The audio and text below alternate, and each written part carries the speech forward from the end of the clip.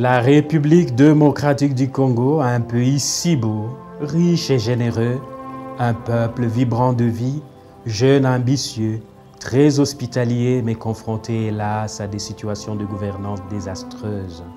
Les guerres, la violence, l'insécurité avec ses plus de 10 millions de morts en seulement 24 ans. Le chômage et sa misère.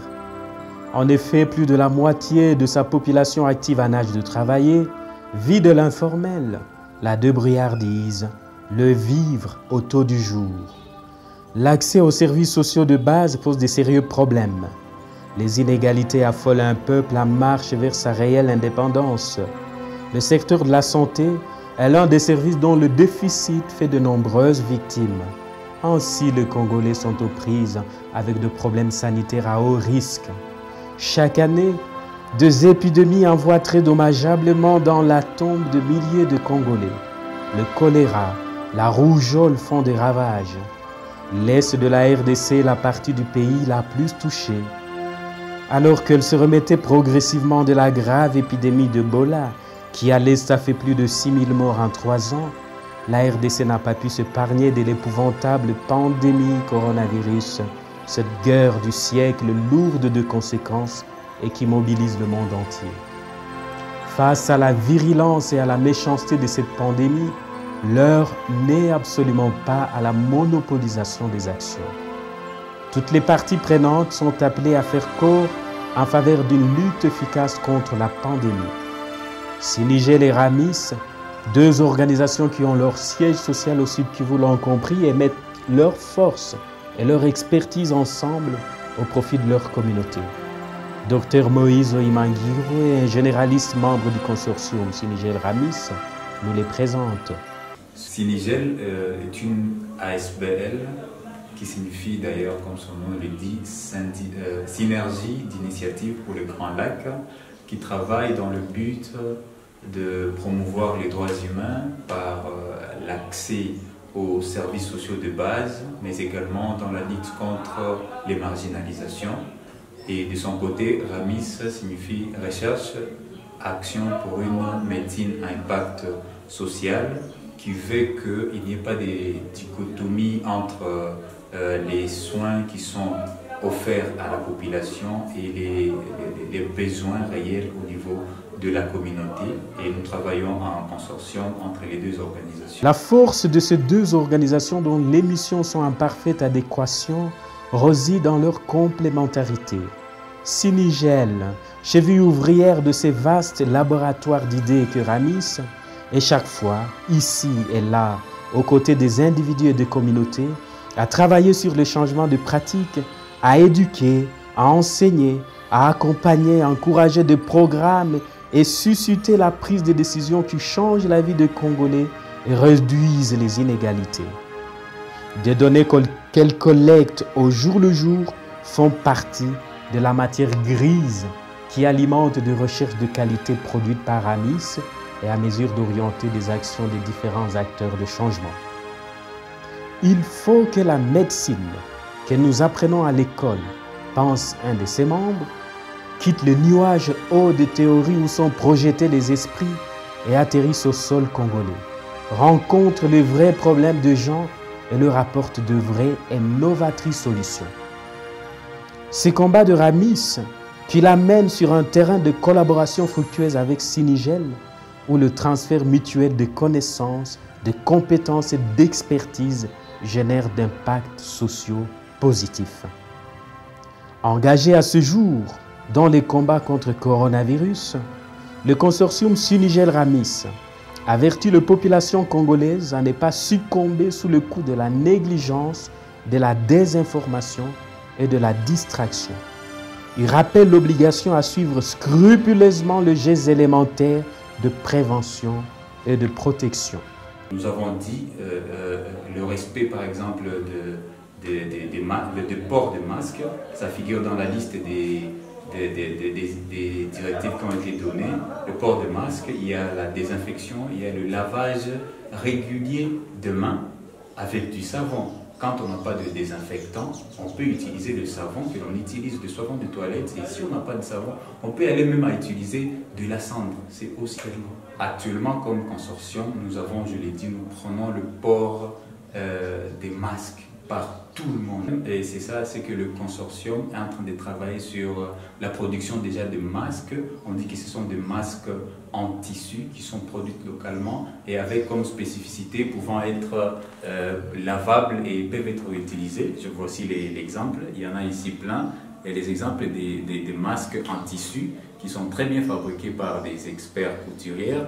Et ces masques ont la spécificité d'être utilisés puis lavés au savon et être encore réutilisés.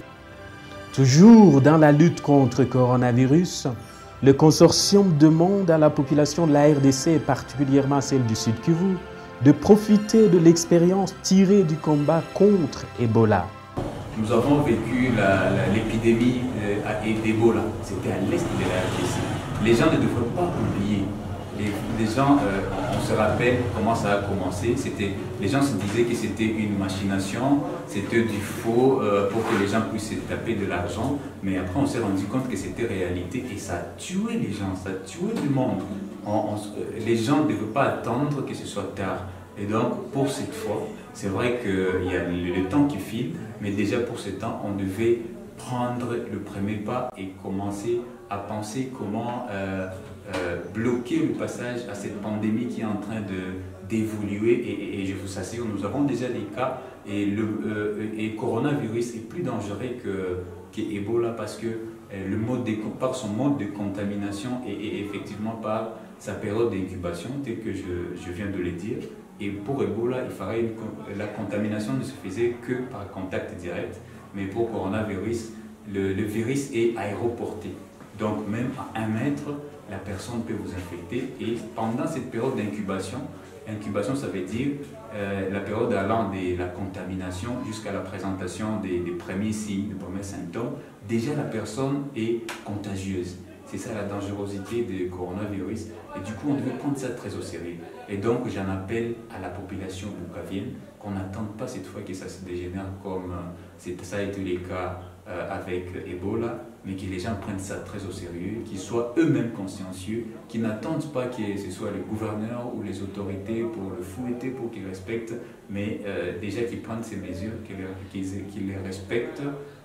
Et en suivant et bien évidemment ces directives, le port de masque, le lavage de mains, la désinfection des mains régulières, non seulement de mains, mais également des outils que nous utilisons, par exemple le téléphone, les poignées de portes des maisons, mais également les poignées de nos véhicules, ainsi de suite. Et dans ce sens, nous pouvons espérer nous protéger, mais protéger aussi les personnes qui nous sont proches. Consciente de gros défis que la RDC doit relever dans la lutte contre le coronavirus, Sinigel et Ramis se lancent ensemble sur un terrain d'innovation et de développement d'un vaste programme d'accompagnement et de mobilisation communautaire.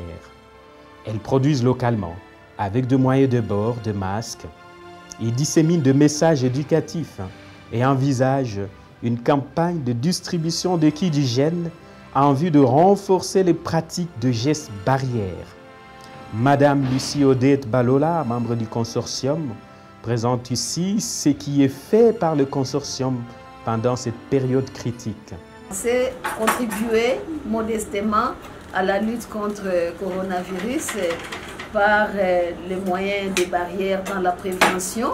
Ainsi, nous avons confectionné, nous avons notre petite industrie locale de confection des masques, lesquels masques nous les montons avec du matériel vraiment local, ça veut dire des tissus en coton qui sont couplés par du tissu de molleton, lesquels en triple niveau peuvent facilement effectivement aider à préserver les gens de la contamination. Et ceci, nous travaillons avec des médecins. Moi-même, je suis biologiste et nous avons donc des techniciens à tous les niveaux qui contribuent dans cet élément-là de pouvoir aider à la non-contamination. Un autre membre du consortium, Dr Patient Wimba, gynécologue et en pleine spécialisation en épidémiologie, gestion de risques et catastrophes sanitaires, revient sur l'importance d'un travail en synergie d'action dans la lutte contre le coronavirus. Il n'est pas possible d'envisager une prise en charge monolithique, donc avec un seul groupe, avec une seule équipe. C'est quelque chose qui intègre beaucoup d'aspects et qui sont pluridisciplinaires, plurisectoriels. Et pour que cela soit vraiment efficace, il faut que toutes ces équipes-là se mettent ensemble. Alors la stratégie Sinigel-Ramis, c'est effectivement un exemple, certes à petite échelle, mais un exemple de ce qu'il faut faire pour qu'on puisse lutter efficacement contre ce genre de pathologies. Et ici, nous parlons de la pandémie à coronavirus. C'est-à-dire là, nous avons Sinigel, nous avons Ramis, avec Sinigel. Dans Sinigel, il y a déjà synergie. Il y a cette idée de synergie des actions à la fois sociales, juridiques, médicales, communautaires et scientifiques.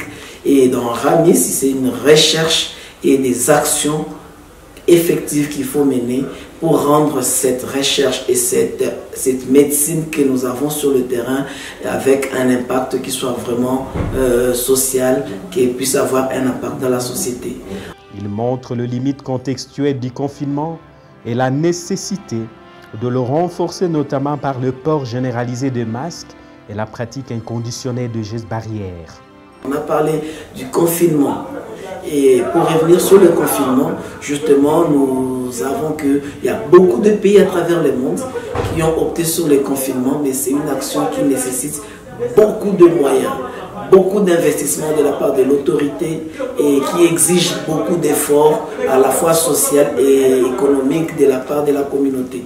Pour parler de Bukavu, nous avons vu que le profil même de notre communauté ne nous permet pas de penser confinement. Étant donné que les gens vivent autour du jour, étant donné que les gens doivent vivre au jour le jour, ce n'est pas possible.